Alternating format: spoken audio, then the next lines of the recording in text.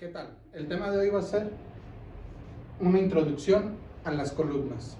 Sabemos que las columnas son elementos estructurales muy importantes dentro de nuestras edificaciones. Por lo tanto, vamos a iniciar a estudiarlas, ¿verdad? Pero primero vamos a ver qué factores intervienen en las fallas de una estructura. Pues tenemos diferentes factores que pueden intervenir en las fallas de una estructura, desde el tipo de estructura que estamos utilizando, ¿qué otro factor? Pues las condiciones de apoyo. ¿Qué otro factor es importante dentro de la falla? Los tipos de carga que estén actuando y los materiales con los que está hecho o con lo que está hecha nuestra estructura, ¿verdad? Entonces, ¿qué es lo que tenemos que hacer? Tenemos que diseñar estructuras que cumplan con ciertos códigos de diseño donde nos sobrepasemos esfuerzos máximos que nos marcan esos códigos y desplazamientos máximos. Entonces, nuestra estructura tiene que tener una resistencia y una rigidez. Estos dos términos van muy de la mano, no podemos separar uno de otro, ¿verdad? Entonces, estos son aspectos importantes a considerar dentro de nuestras estructuras. Muy bien, analizando las columnas. En las columnas, ¿qué tipo de falla tenemos? Vamos a iniciar. ¿Qué tipo de falla se puede presentar en las columnas? Tenemos la más común, que es el pandeo. ¿Qué es el pandeo? El pandeo es la falla en una columna por una excesiva deformación lateral o por una excesiva deflexión lateral. Entonces, ¿qué características tienen nuestras columnas? Pues nuestras columnas son elementos estructurales largos y esbeltos. Entonces son largas, esbeltas, que son de sus principales características. ¿Y qué tipo de carga actúa en estas columnas? Pues principalmente están sometidas a cargas axiales muy grandes, ¿verdad? Entonces, por lo tanto, son elementos que debemos de tener mucho cuidado a la hora que estemos analizando y diseñando, porque son una parte muy importante de nuestra estructura.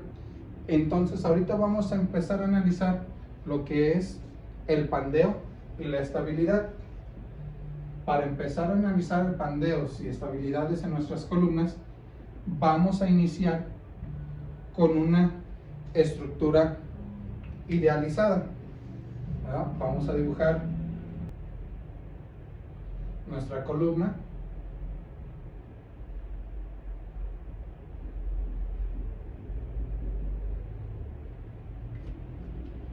Está sometida a una carga P. Son elementos rectos. Vamos a poner que aquí el centro, este es A, este es B y este es C. Aquí el centro van a estar unidas nuestras dos porciones de esta columna por un pasador que a su vez va a ser un resorte, el que esté uniendo estos dos elementos, ¿verdad? Entonces vamos a analizar esta estructura.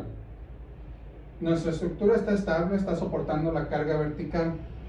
Llega una fuerza perturbadora externa a nuestro sistema. ¿Y qué va a pasar? Si la fuerza llega en este sentido, exagerando un poco, este es nuestro eje principal, aquí tenemos nuestra carga, el apoyo no se movió, acá tenemos nuestro apoyo fijo, aquí tenemos nuestro resorte, que ese resorte tiene una rigidez como BR. Entonces llega una carga externa, nos genera que este punto medio se desplace. Estos dos elementos son rígidos y están unidos por un perno. Entonces aquí nos va a generar un ángulo. Este ángulo lo vamos a conocer con la letra teta, ¿verdad? Entonces aquí tenemos también el mismo ángulo, ¿sí? Y aquí se me pasó a dibujarle, pero aquí esta es la longitud total. Entonces de aquí a aquí tenemos L medios y aquí tenemos L medios, ¿verdad? Entonces ya tenemos nuestra figura ahí que se pandeó, o el punto B se desplazó por una fuerza externa que está perturbando nuestra estructura. Si nosotros dentro de nuestro modelo inicial hiciéramos una suma de momentos en este punto, vamos a observar que nuestra reacción horizontal va a ser igual a 0, entonces no tenemos una reacción horizontal, ¿verdad? Vamos a dibujar nuestro diagrama de cuerpo libre de la porción BC. Entonces tenemos nosotros nuestra porción BC. Aquí vamos a tener un momento, ¿verdad? Que es el momento B. Aquí tenemos nuestra carga P. Esta línea punteada es la posición inicial de nuestra barra.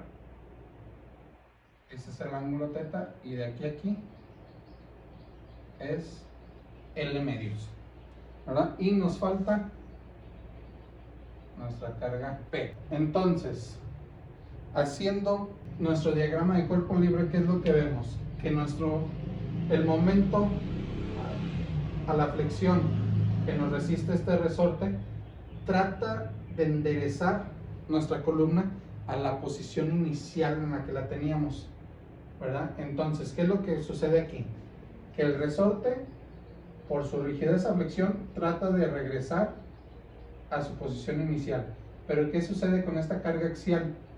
Entre más se vaya generando este desplazamiento, pues la carga axial va a ir aumentando también este desplazamiento, porque se produce un momento cada vez mayor debido a la dirección donde actúa la carga por su brazo de palanca que se está generando, ¿verdad? Entonces, si nosotros cuando quitamos nuestra fuerza perturbadora externa, esta columna regresa a su posición inicial, entonces quiere decir que la carga que está actuando pues no es suficiente para que permanezca deformada la estructura.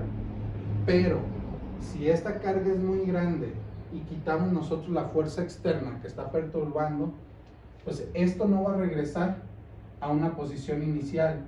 Esto se va a quedar con una deformación o puede seguir aumentando.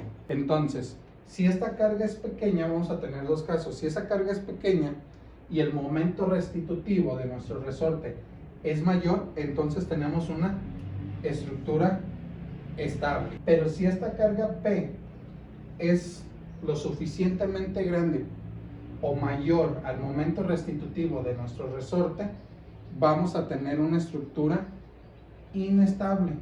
Aquí esto es que el momento restitutivo del resorte lo vamos a poner como el momento restitutivo del resorte es mayor a P, quiere decir que esta estructura regresa y tenemos una estructura estable.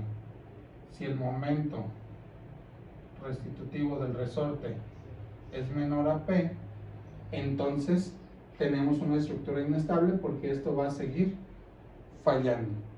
Aquí vamos a introducir un término que va a ser la carga crítica. La carga crítica lo vamos a conocer o lo vamos a tener como P subíndice CT, carga crítica, ¿verdad? Entonces este va a ser nuestro límite.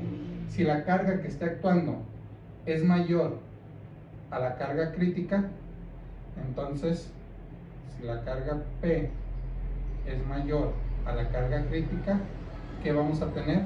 Una estructura inestable. Pero si nuestra carga P es menor a la carga crítica, vamos a tener una estructura estable, ¿sí? Entonces, nosotros tenemos que nuestro momento en B o MB es igual a beta subíndice R multiplicado por 2 teta, ¿sí? Pero si nosotros, ¿cómo podemos obtener este desplazamiento?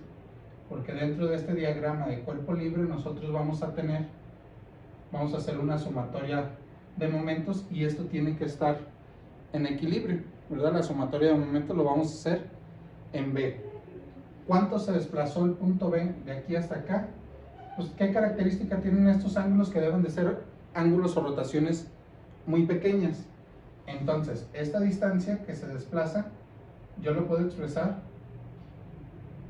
L medios por teta, que es esta altura multiplicada por este ángulo, me da esta longitud, ¿sí? Entonces, si yo hago una suma de momentos, si yo hago mi suma de momentos en B, tiene que ser igual a 0, voy a tener este momento es positivo, recordemos nuestra convención de signo siempre, voy a tener que el momento en B menos esta carga axial estaría girando en este sentido, entonces sería menos P por teta por L entre 2, que es su brazo de palanca, y esto sería igual a 0. Si sustituimos a que es igual nuestro momento, entonces aquí tenemos que 2 teta beta R menos P por teta por L entre 2 es igual a 0. Entonces de aquí podemos, ¿cuál es nuestro factor común?